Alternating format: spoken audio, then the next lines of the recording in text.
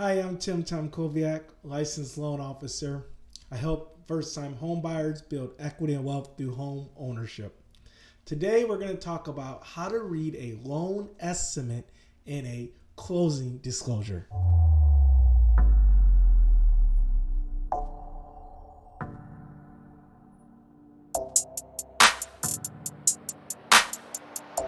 All right, great. Let's get into it. So I'm going to share my computer screen.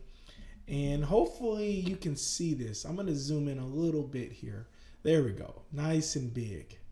So this is a loan estimate. And what this is a standard document you will get from your lender once you find a home. So if it's a purchase, they cannot give you a loan estimate until you actually find a home, your offer is accepted, and you have a purchase contract. At that point, a lender has 3 days to send you a loan estimate. And it's a very standardized form that every lender needs to provide you. And it's an estimate. So today we're going to go over a loan estimate, how to read it, how to understand it, and what you can use it for. So as you see, it's going to have the bank name, the bank address, and it's going to say loan estimate. It's going to have a date that they issued it. It's going to have, your name and address. It's going to have the property name and address, and it's going to have the sales price. That's going to be on the left side. Now on the right side, it's going to have the loan terms. So loan term would be 30 days. It's going to have the purpose. It's either going to be a purchase or refinance, and then the product. Is it a fixed rate, a variable rate, a 2-1 buy down? Just the product. And then the loan type, so conventional, FHA, VA, and there's some other loan types like a bank statement loan, or there's all kinds of different USDA. But the most popular loans are conventional, FHA, and VA. Then it'll have your loan number, and then it'll mention if the rate is locked. So sometimes we lock the rate, and what a rate lock means is that whatever pricing it is for that day, is that your interest rate is locked. So whatever the market is at that day, you can lock in your rate, and that will protect you if the market goes up or down. Now, sometimes you may not want to lock your rate. It's something called a floating rate. A floating rate means that it just goes up and down like the market does, and then you lock it whenever you want. So sometimes the rate can be locked, sometimes it cannot be locked. So really quick, if your rate is locked, it'll be a date here. And as long as you close within that date, the rate is good for. Now, if you don't close on that date, then they can extend the lock. They can extend the rate lock. And there is a small fee to extend the rate. So it'll let you know if the rate is locked. So if your rate is not locked, the rate can go up or down. So this rate here is not locked. So that's very important to understand if your rate is locked or not. So next, we're going to go down to the loan amount. So loan estimate will have a loan amount. Here's 162. And can this change after you close? No. It'll have an interest rate. And can it change after closing? No. Now, if you did a variable rate, then this will say yes, because a variable rate can change, based on the terms. And then it has your principal and interest, just your principal and interest payment. And can that change after closing? No. Next, these are called special features, a prepayment penalty. And this has yes, but most loan estimates, like 9 out of 10 or 99% of them, this will say no. Because a lot of us are getting away from prepaid penalties because people want to refinance or sell their home. But for this example, it has a yes here, and it says the first 2 years. So within the first 2 years, there's a prepayment of $3,245. Now, most of the time, you're not going to see that. A balloon payment means that at a certain time, there's a large payment that you have to make, and this has no balloon payment. Next, we go down here to projected payments. And what this is your principal and interest, your mortgage insurance, and then your escrow. So your principal and interest is what actually goes on your loan balance. So you pay your principal and interest every month.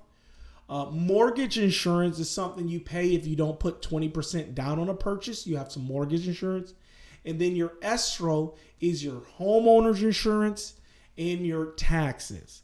Remember, mortgage insurance protects the mortgage company if you do not make your mortgage payment. Homeowner's insurance protects your home, and that's in your escrow. And then it has your total payment. Now, this is just a projection. It's projecting that between 1 and 7 years, you'll have 20% equity, and then your mortgage insurance right here. Oops, I clicked on it. Let's go back here. Your mortgage insurance will drop off. So see this? It could be sooner, but it's projecting that between 1 and 7 years, this $82 will drop off and your payment will go down.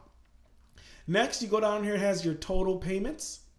So after that $82 drops off, your payment will go down. And this is real standard. Now, what you could do, if you feel your home has 20% equity, you can call up whoever you make your payments to, and they could charge you a small fee and try to remove this.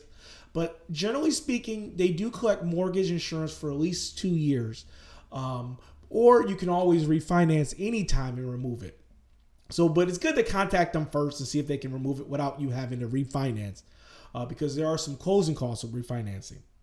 So next we have your escrow. So it talks about what this 206 is.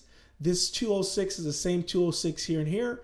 It just includes your property taxes and your homeowner's insurance, and it's in an escrow. An escrow means that when you make your payment of $11.50, they put this 206 in an account, and they hold this in the account for when the city or your homeowner's insurance send the lender a bill. So it's very common to have an escrow. Now, you can waive the escrow in some instances, and it's 206. So next we go down here to estimate closing costs.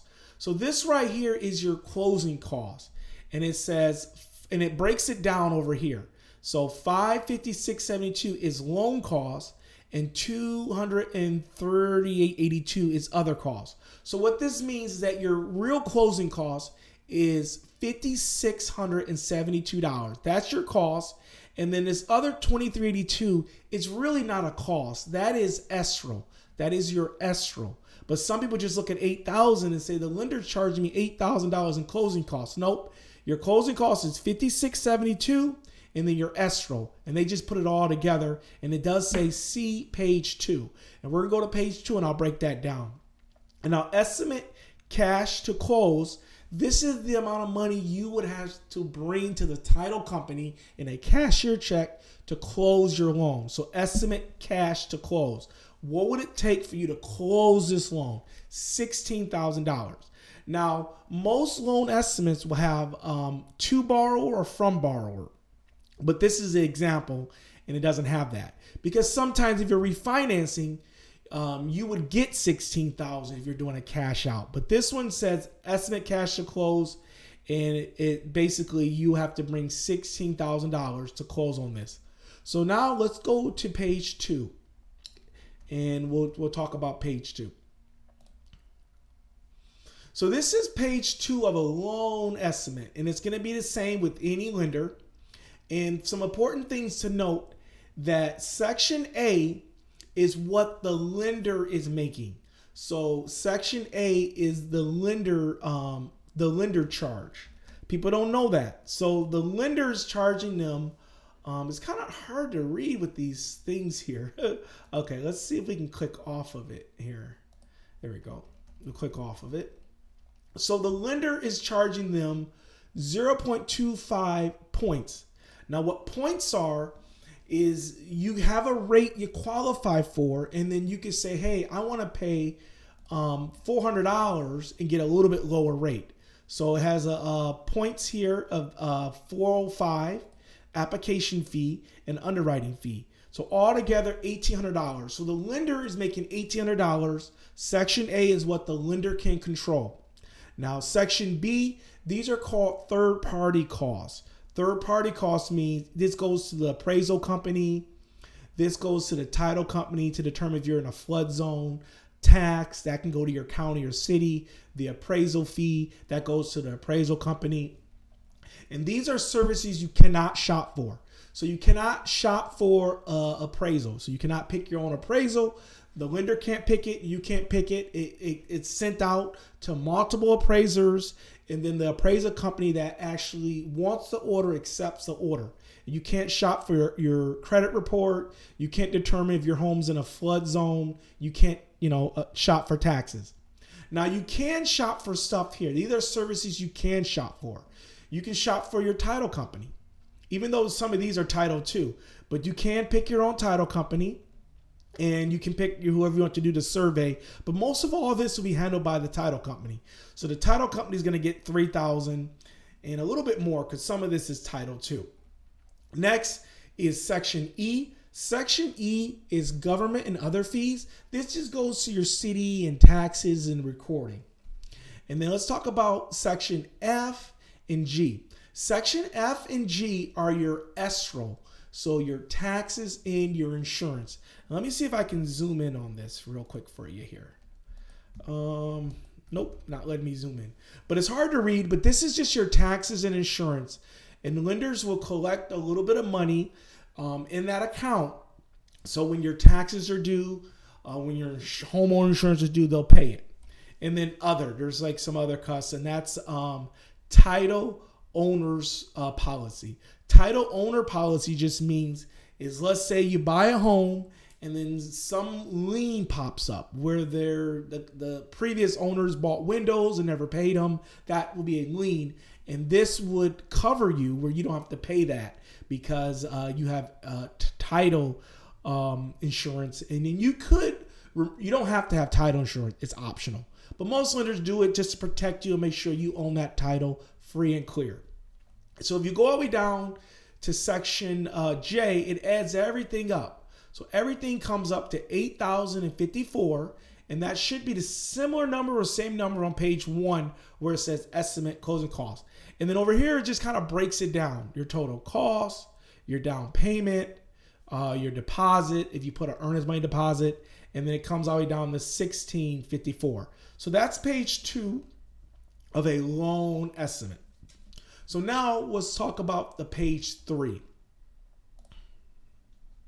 So page 3 starts off with additional information about this loan. Again, it has your lender, it'll have your loan officer and their contact, and then some more stuff for the mortgage. And some people get this really confused here, this other comparison. So what this is, it's just giving you an idea of what you're going to pay. And I'll explain this to you too. So in 5 years with this loan, you would have paid off $15,000 in principal. And the total amount of money you pay in 5 years will be $56,000.